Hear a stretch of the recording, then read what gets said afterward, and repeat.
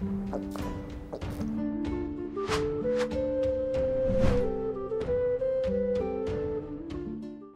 moin, hallo und herzlich willkommen zu einem neuen Video hier auf meinem Kanal. Heute gibt es ja eine Runde Shakes and Fidget und heute habe ich ein Video, auf das ich mich schon sehr, sehr freue. Und zwar sind wir hier im Account vom guten Face Crusher. Ein Zuschauer, der mir unter den Kommentaren geschrieben hatte, dass er sich ein paar Wirbelwind-Etagen aufgehoben hat. Und wir haben heute die Ehre, dass wir die für ihn erledigen dürfen. Er ist Stufe 362, hat hier sehr, sehr gute Stats schon und sein Wirbelwind ist erst auf Stufe 58. So, jetzt kommt aber der lustige Teil vom Part. Er hat sich das Ganze extra aufgehoben gehabt, weil er schon gewusst hatte, dass es hier bald so ein Hexen-Event gibt, wo man ja alles hier... Der hört ja auf zu quatschen hier mal. Wo man alles hier in den Hexenkessel werfen kann. Und das ist natürlich, das gibt jetzt richtig Profit. Das wird wahrscheinlich jetzt richtig Gold geben, weil man halt wirklich alles, was er bekommt durch den Wirbelwind verwerten kann. So. Und ja, er hatte gesagt, wir dürfen bis auf 700 Pilze tatsächlich runtergehen. Es werden ja viele Etagen erstmal so fallen, ne, für die Leute, die es nicht wussten, wenn man bis zu 10% vom Leben nur verliert, dann hat man den nächsten Try im Wirbelwind ja kostenlos, ne? Also die ersten Etagen sind dann eh noch kostenlos und wenn es nachher ein bisschen härter wird und über 10% an Leben verliert, dann muss man einen Pilz bezahlen. So, ne? Und deswegen bis zu 700 dürfen wir runter. Ich bin gespannt, wie weit wir kommen werden. Ne? Ansonsten, wo ich mich noch richtig drüber gefreut hatte, das wusste ich nämlich gar nicht, als er mir geschrieben hatte, ist, als er mir den Account übergeben hatte, dass er hier einfach in der Gilde von den Eintagsfliegen drin ist. Vielleicht erinnert sich noch der ein oder andere von euch da draußen. Ich hatte früher mal so eine kleine Projektgilden gegründet zu Serverstarts. Wir befinden uns hier auf dem internationalen Server 47 und ich wusste das schon gar nicht mehr, dass ich da auch so eine Projektgilde hatte und das waren halt die Eintagsfliegen gewesen oder One-Day-Wonders oder wie ich die auch immer genannt hatte. Und ja, da hatten wir zusammen gelivestreamt und die 50 schnellsten konnten dann in die Gilde und wir haben versucht, in den ersten 1-2 Stunden so hoch wie möglich in der Ehrenhalle zu kommen. So, dann ja, dadurch, dass ich ja nur die ersten 2 Stunden vom Server gespielt hatte, war ich ja hiernach nicht mehr aktiv. So, ne, hier gibt es noch meinen Account, dort ja, das ist der hier noch. Und den habe ich dann auf Eis gelegt, ne? Das ist ja auch meine Beschreibung hier. Und dann hatte mich jemand gefragt gehabt, ob er nicht die Gilde tatsächlich übernehmen kann, um die noch weiter zu spielen. Ich hatte schon gedacht, ja gut, das wird keine Gilde haben. Ich habe ihm ja auch gesagt, das ist keine Gilde, die eine Zukunft haben wird, weil das halt eine Gilde ist, da sind 50 Leute schnell gejoint und die haben das Ziel, hier auf dem Server so in den ersten 1-2 Stunden ihr ganzes Pulver zu verschießen und dann nichts mehr zu machen. So, ne? Das war ja die Intention. Er hatte aber gesagt, ja, übernehme ich die Gilde. Ich weiß nicht mehr, wer es war. Vielleicht war es, ich kann es nicht mehr ganz genau einordnen. Vielleicht war es hier der Jan King, aber ich weiß es nicht mehr ganz genau. Ne? Und ja, was mich sehr, sehr freut, aus dieser kleinen Projektgilde, die nur für 1-2 Stunden halten sollte, ist eine etablierte Gilde geworden hier auf dem Server, die, ja, komplett aktiv ist einfach mal, was mich sehr, sehr freut und in der Ehrenhalle hier einfach mal auf Platz 5 steht. WTF. Das habe ich super, super gerne gesehen, muss ich sagen. Und das hat mich irgendwie erfreut. Sie haben sogar noch hier in der Gildenbeschreibung Ehrendorf dazu stehen. Ja, Grüße gehen raus hier an die komplette Gilde, die das hier vielleicht sehen sollten, ne? Also das hat mich schon sehr, sehr gefreut, muss ich sagen. Das fand ich ziemlich cool. Ja, so, jetzt schnacken wir aber nicht lange weiter rum. Wir gehen direkt in die Dungeons rein und werden schauen, wie weit wir kommen werden. Ja, alle Items, die wir jetzt hier bekommen, können wir verkaufen. Natürlich haben wir auch eine, ja, werden wir wahrscheinlich im Level auch ein bisschen aufsteigen hier auf dem Account. Ne? Aber ich glaube, die Skillpunkte, die schmecken tatsächlich noch besser als die Erfahrung bald, ne? So, man muss natürlich zwischendurch ein bisschen warten, weil, ja, ich glaube, so schnell ist die Serververbindung gar nicht, wie wir hier durchspammen können. Ja, das dauert tatsächlich hier immer 1-2 Momentchen, ne? Aber die ersten Etagen kommen wir ja eh noch zweifelsfrei hier voran. Die müssten alle noch One-Hit sein hier, ne? Und ja, ich hatte mir auch schon überlegt gehabt, ob ich auf W50 mir nicht die... Oh, hier ist schon jemand hier nicht mehr One-Hit. Ich mache mal den Sound ein bisschen leiser, der ist gerade bei mir sehr laut. Ich hatte mir schon überlegt, ob ich auf W50 mir nicht auch die Wirbelwind-Etagen aufheben sollte. So. Ich hatte aber nicht mehr auf dem Schirm gehabt, weil letztes Jahr gab es ja auch noch dieses ja, Hexenkessel-Event so, ne? Und das habe ich einfach nicht mehr auf dem Schirm gehabt, dass es dieses Jahr dann auch wiederkommen könnte, so, ne? Und, da haben wir schon den Rucksack voll tatsächlich hier. Ja, und das schmeckt jetzt, ne? Die Items sind natürlich hier in dem unteren Wirbelwindbereich noch nicht so viel wert. Aber das steigt natürlich, umso höher man kommt mit den Etagen, umso höher wird natürlich auch hier der Verkaufswert. Und ja, wir schauen einfach mal, wie viel wir denn plus machen hier. Ne? Wir haben noch nicht viele Etagen gelegt, ne? Also wir haben noch einiges vor uns. Ne? Und ja, naja, wie gesagt, also auf E50, da bin ich jetzt auch mit meinem Char so bei Etage 600 und habe so ungefähr die gleichen Stats wie hier der Face Crusher. Ja, ein bisschen mehr Stats habe ich noch hier auf dem Krieger. Ne? Und ja, aber der Face Crusher ist halt eben BSI. Und ich bin mal gespannt.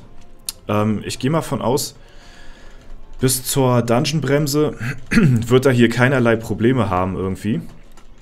Ich denke mal, das sollte wirklich gar kein Problem darstellen für ihn. Aber sobald die Dungeon-Bremse kommt, hier der Graughoul, ich weiß nicht mehr, welche Etage das war. Ich glaube, das war 483 oder irgendwie so. Irgendwie in dem Bereich, da war ja diese fette Dungeon-Bremse. Ihr erinnert euch bestimmt noch von W50 da dran. Ich bin gespannt, wenn er da einigermaßen gut durchkommt, dann hat er auch die Chance, tatsächlich auch, ja, vielleicht auch so auf Etage 600 zu kommen, hier mit dem Wirbelwind. Allerdings, ja, weiß ich nicht, hatte ich persönlich, ihr wisst es ja noch, ich hatte persönlich damals, und Level Up, sehr nice, GZ, ich hatte damals auch sehr viele Pilze in den Graughoul gesteckt, bis ich da vorbeikam. Und ich weiß nicht, ob wir das heute hier auch in dem Video schaffen. Ja, also es könnte gut sein. Also bis, ja, kurz vor 500, bis zur Bremse kommen wir auf jeden Fall. Wie es dann da aussieht, weiß ich nicht. Wenn wir da vorbeikommen, dann sind nochmal easy, ja, so 50 bis 70 Etagen nochmal locker drin. Ne? Also da entscheidet sich das dann halt. Aber ich gehe mal von aus, weil die Stats ein bisschen schlechter sind als bei mir auf meinem Account auf E50, könnte es sein, dass er da ganz arge Probleme bekommt beim Graughoul. So, ne? Aber wir können ja bis 700 Pilze runtergehen. Ne? Also ein paar Pilze haben wir ja zur Verfügung. Und ja, vielleicht haben wir Glück. Wäre ja ganz nützlich auf jeden Fall, da man ja vorhat, zum Hexen-Event, was ja nur einmal im Jahr ist, ne, zu Halloween. Ja, dass hier die Zeit immer hier noch nicht abgelaufen ist, das ist eine Fehlermeldung. Sonst würde ich hier viel, viel schneller durchspammen können. Aber das hindert mich so ein bisschen daran irgendwie. Ich weiß nicht, ob das ein Spam-Schutz ist hier oder was. Keine Ahnung. Ne? Aber wir kriegen die Zeit auf jeden Fall schon überbrückt. Was ich sagen wollte, dadurch, dass das Hexen-Event ja wirklich nur einmal im Jahr zu Halloween ist, ne, möchte man natürlich im Wirbelwind so weit kommen wie möglich, ne, weil man die ganzen Items, die man hier bekommt, natürlich auch sofort loswerden kann, ne, ohne irgendwie warten zu müssen, bis dann mal das richtige Item kommt bei der Hexe und so. Ne. Man kennt das ja, man sammelt immer irgendwie von einem Item, oder von einem Item sammelt man dann immer alles und dann wartet man gefühlt irgendwie, keine Ahnung, 1-2 Monate, bis die Hexe mal das richtige Item hier zur Verfügung anbietet. Und deswegen muss ich sagen, feiere ich auf jeden Fall das Hexen-Event. Das ist sehr cool. Ne? Und vor allen Dingen ist es halt auch schlau, wenn man so hier wie der Face Crusher sich dann ein paar Etagen aufhebt, sag ich mal. Ne? Da kann man dann die ganzen Items direkt wieder refinanzieren und hat quasi, ja, den doppelten Wert da draus. Ne? Genau. So, also an alle Leute, die jetzt irgendwie versuchen, ja, neu auf den Server zu starten. Es ist natürlich cool, wenn man, ja, weiß ich nicht, also ich habe es ja auch so gemacht auf W50, falls man irgendwie kein Geld hat, also kein Gold hat irgendwie für irgendein ja, Item oder so im Shop. Oder es fehlen einem noch ein paar Erfahrungspunkte bis zum Level-Up, ne? Das sind ja immer so die Sachen. Dann macht man halt eben ein paar ja, Wirbelwind-Etagen oder man ist irgendwo in einem Dungeon hard stuck und man braucht halt eben diese Skill-Punkte, die man halt bekommt, ne? Und man hat keine andere Lösung, als den Wirbelwind zu machen. Dann macht man den halt, um in den anderen Dungeons auch dementsprechend dann weiterzukommen, ne? Aber es ist natürlich auch hard worth it, sag ich mal, sich diese ganzen Etagen aufzuheben und halt eben auf das Hexen-Event zu warten, ne? Ja, das muss man abwägen. Ich meine, wie gesagt, wir haben jetzt hier 300 Millionen auf Tasche so, ne? Das ist okay, sag ich mal. Ich meine, zum Anfang, ja, wie gesagt, geben die Items ja noch nicht so viel Kohle, ne? Deswegen, das lohnt sich nachher erst später. Vielleicht ist das auch eine ganz gute Strategie, dass man, ja, weiß nicht, zum Anfang vielleicht ein paar Etagen macht, so, wenn man darauf angewiesen ist, ne? Und man wartet so bis Etage, ja, weiß ich nicht, so 400 oder so. Und, ja, versucht ab da an dann nichts mehr zu machen, großartig im Wirbelwind. Und, ja, versucht dann so stark zu werden, dass man auch an der Dungeon-Bremse vorbeikommt, da ab 483 oder so. War das ja. Und, ja, dann direkt bis 600 oder so durchrusht. Und da kommen dann nachher dann schon so langsam die Items, die dann richtig gut schmecken, so, ne? Oder man ist nachher schon im Late Game und hebt sich halt die letzten 100 Etagen auf oder so, weil da bringen einen ja die Items, guck mal hier, die geben jetzt teilweise, gut, ich meine, das ist ja doppelter Wert, 4,7 Millionen bringt das Item jetzt hier, ne? Und die bringen ja dann nachher bis zu 10 Millionen bis zu 10 Millionen Gold pro Item und wenn du das in den Hexenkessel schmeißt, hast du halt 20 Millionen. Da hast du halt direkt 2 Skillpunkte schon mit einem Item so, ne? Und wenn du dir so die letzten 100, 200 Etagen aufbewahrst für das Hexen-Event, ne? Dann kannst du schon ordentlich Geld machen. Dann kannst du richtig ordentlich Geld machen, ne? Man muss halt nur eben diszipliniert sein und sich diese Etagen halt aufheben, ne? Das ist halt das Ding. Aber es könnte schon sehr worth it sein, auf jeden Fall, ne? Jetzt ging es teilweise ein bisschen schneller, aber ja, ich weiß gar nicht, ob der das gar nicht so schnell registriert hier, weil sonst normalerweise bekomme ich diese Meldung eigentlich nicht. Mit der Wartezeit hier noch nicht abgelaufen. Ja, kann sein, dass der gar nicht so schnell hinterherkommt. Auf jeden Fall sind wir jetzt noch ein Level aufgestiegen. Das ist natürlich ganz cool. Huch. Ja, Mahlzeit. Hier ist der Face Crusher hier am Eskalieren hier im Wirbelwind. Und wir können natürlich nachher auch, ne, das machen wir auch, falls wir nachher Probleme bekommen, verskillen wir dann natürlich auch unser ganzes Gold, was wir dann hier gefarmt haben, ne? Ich denke mal, ich werde erstmal alles soweit in... keinen Platz mehr. Also er hatte zu mir gesagt, ich kann so skillen, wie ich auch skillen würde, so, ne? Und da er ja relativ gebalanced Stats hat, sag ich mal, 3,7 zu 4,5, ja gut, Basisstats sind ein bisschen stärker auf jeden Fall hier in Stärke, ja. Aber ich würde dann tatsächlich noch alles dann in Stärke packen, weil, ja, also die Basisstats sind zwar schon ein bisschen auseinander so, ne, aber die Overall-Stats, die sind, ja, nur ein Tausender auseinander, das ist jetzt nicht so gravierend. Ich denke mal, als Berserker, da kann man ruhig auch ein bisschen mehr so auf Stärke gehen. Er hatte so gesagt 60-40, kann man machen. Ich gehe mal von aus, dadurch, dass beide Stat-Punkte auf 10 Millionen sind, wird er wahrscheinlich, nachdem er die auf 10 Millionen gebracht hatte, also bis zur Grenze, dass ein Skillpunkt 10 Millionen kostet, wird er wahrscheinlich auf nur Stärke gegangen sein. Das ist ja eine bekannte Taktik so, ne? Wenn bei euch die Skillpunkte nachher 10 Millionen kosten, Ausdauer und ja, euer Hauptattribut, je nachdem, ne?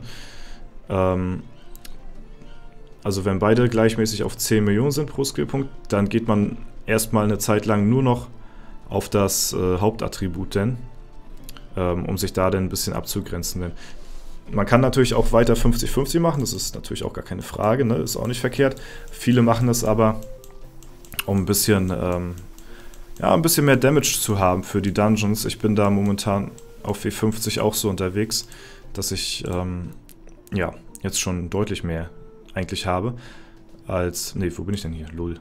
Ich bin gerade verguckt hier. Ja gut, 3,9 zu 3,4 habe ich hier, ne? Also ich grenze mich jetzt auch langsam ein bisschen ab. Was, auf welchen Server bin ich denn? Ach, das war der Speed-Server. Ja, moin, Alter. Ich habe auch gerade 6 Server auf hier gerade, ne? Meine 4 Server, die ich eh spiele, den Speed-Server und jetzt den Server hier. Also irgendwann siehst du nachher auch nicht mehr durch, denn, ne? Irgendwann ist auch vorbei. Mit 6 Shakes and Fidget Tabs auf hier, ne?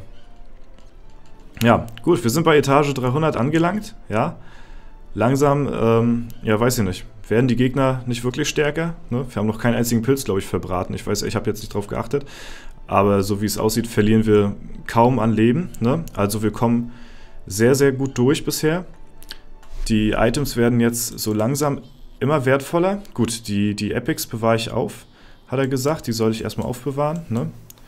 Ja, hier sind teilweise schon Items dabei. Das eine gab uns eben 14 Millionen, das gab 12. Das schmeckt. Oh ja, das ist so befriedigend, dass man die ganzen Items einfach loswerden kann, ne? Das ist super, super nice. Okay, gut. Ja, marginal besser gerade das Item hier, aber ja, die Epics bewahre ich ja trotzdem mal auf. Kann ja sein, dass er die ins Klo schmeißen will oder so, denn, ne, für die Klo-Aura. Das ist das erste Epic, was wir jetzt erst bekommen haben. Das ist bisher eine magere Ausbeute hier, ne? Aber vielleicht kommt noch ein bisschen was. So.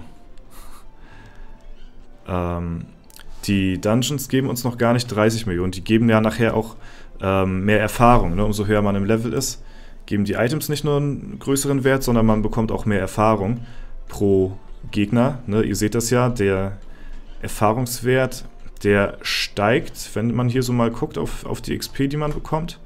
Ne? Der steigt langsam an. War schon wieder Rucksack voll, nice. Das ging jetzt schnell. Und das geht halt bis zu 30 Millionen hoch. Ab da an ist es gekappt im Wirbelwind, ne? Das heißt, da ist auch noch ein bisschen Potenzial, auch vielleicht im Level noch ein bisschen höher zu kommen. Wir sind jetzt auch gleich bei 1 Milliarde Gold, ne? Das schmeckt auch. Und ja, ich denke mal, das eine oder andere Level könnte tatsächlich noch drin sein. So, jetzt sind wir gleich bei 350. Und es sieht so aus, als ob wir schon ein paar Pilze verbraten haben, ne? Fällt mir jetzt gerade so auf, wir waren noch gerade bei 1060 oder so, ne? Waren da schon tatsächlich 1, 2 Gegner dabei, wo wir nochmal einen Pilz bezahlen mussten? Hier schon wieder, ne? Haben wir schon wieder einen Pilz bezahlt, ja. Tatsächlich ja. Also müssen da ja hier und da mal so ein paar kleine Zwischenbremsen sein. Trotzdem alles bisher noch relativ easy, relativ machbar. Ich werde gleich auch anfangen. Nachher, wenn es jetzt düster laufen sollte, also wenn wir jetzt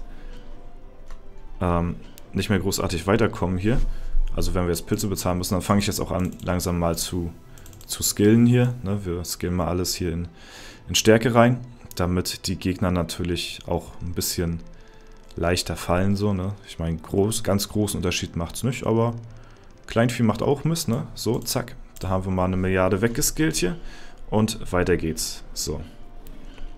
Ja, wir droppen jetzt schon des Öfteren mal hier unter 10%. Ne? Das ist natürlich eine Sache, das ist doof, weil da muss man jedes Mal einen Pilz bezahlen. Das Ding ist, wir kommen trotzdem easy durch. Also wir schaffen immer noch easy die Gegner so. Ne? Also so ist nicht. Ne? Nur wir droppen halt jetzt immer unter 10%. Das heißt, wir müssen auch jedes Mal einen Pilz bezahlen. Was natürlich die Angelegenheit hier ein bisschen teurer macht. Ne?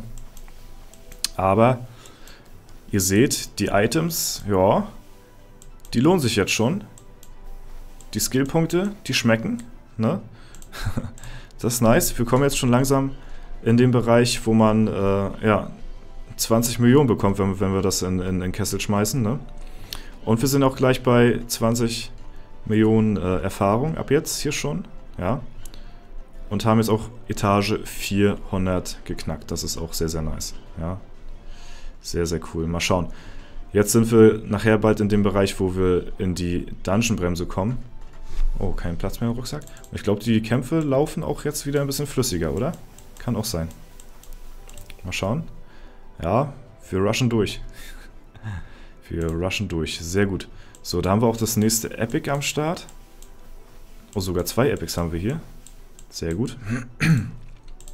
So, und weiter geht's. Ich bin echt gespannt. Ich glaube, mein lieber Face Crusher, ich glaube, es wird schwierig werden, nachher bei den Ghoul vorbeizukommen, bei der Dungeon-Bremse. Mal gucken. Mal schauen. Wäre natürlich cool, wenn du da einigermaßen schnell vorbeikommst, weil, ja, umso mehr Etagen du jetzt schaffst, ne, im Wirbelwind, umso besser natürlich jetzt auch für deine Skillpunkte und umso mehr kannst du jetzt auch bei der Hexe abgeben und sowas, ne? Also wünsche ich dir auf jeden Fall viel Glück. Aber ich sag mal, du kannst natürlich auch mega lucky sein, aber ich mache das jetzt einfach mal so anhand von meinen Skillpunkten fest, die ich auf W50 habe. Wird es verdammt schwer werden, den zu schlagen, weil ich habe wirklich, also entweder war ich sehr unlucky gewesen oder, ja, weiß ich nicht, aber an dem Graughoul, an der Bremse, da kam ich wirklich ganz schwer vorbei. Der hatte eine Chance bei mir. Ich meine, gut, da hatte ich ein bisschen schlechtere Stats. Ich weiß nicht, da hatte ich, glaube ich, so doppelte 22.000er Stats oder so. Ne? Ich glaube, da hatte ich eine Chance von 0,13% oder so. Also ganz wenig. Ne? Mal schauen. Bin mal gespannt.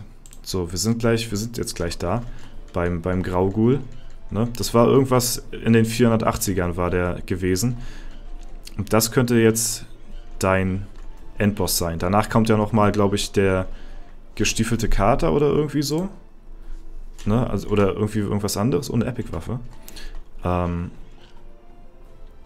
Ja, der auch nochmal eine kurze Bremse war. Aber wenn man den Graughoul geschlagen hat, dann hat man den auch geschlagen.